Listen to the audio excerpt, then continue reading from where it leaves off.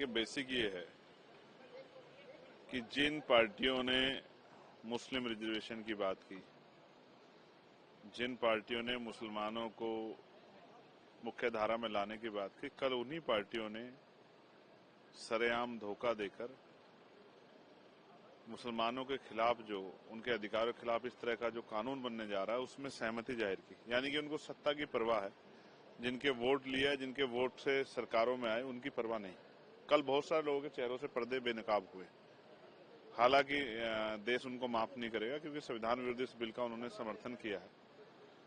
साथ साथ रही बात, आपने कहा कि ये लोकसभा में पास हो गया। ठीक है, लोकसभा में बहुमत है सरकार को। हम लोग, मैं ये मानता हूं कि उस बहुमत का, हम भी जानते थे कि बहुमत, अगर ये जो साथी उनके साथ अलायंस में, अगर वो लोग, उन्होंने, उनकी आत्मा नहीं जागी, उनका जमीर, अगर उन्होंने अपने जमीर की बात नहीं मानी, तो ये बिल जो है वो पास हो जाएगा। लेकिन हमारा फर्ज ये था कि हम अंतिम समय तक लड़ाई को लड़ें। जो गलत हो रहा है, जो असंवैधानिक हो रहा है, उसके खिलाफ लड़ाई को लड़ा जाए, और तब तक लड़ा जाए जब तक जो है कुछ भी निश्चित ना हो जाए।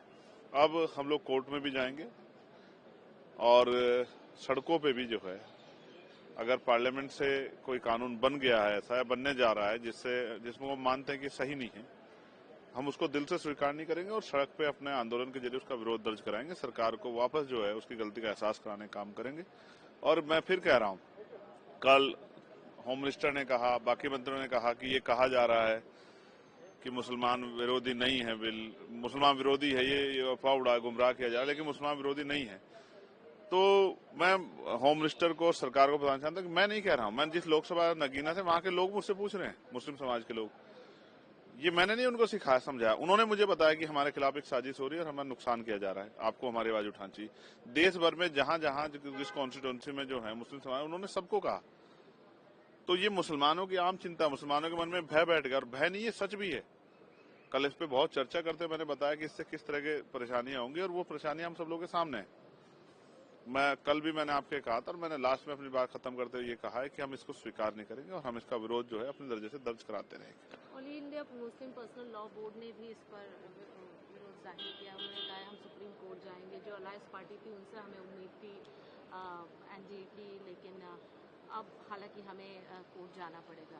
ठीक है, अगर ऐसा होता है, देखिए, वो समझिए कि हमें भी उम्मीद थी कि उनका जमीर जाएगा, और वो जो है अपने जमीर को ध्यान में रख के जो है वो संविधान विरोधी इस फैसले का विरोध करेंगे, लेकिन वो ऐसा नहीं कर पाए।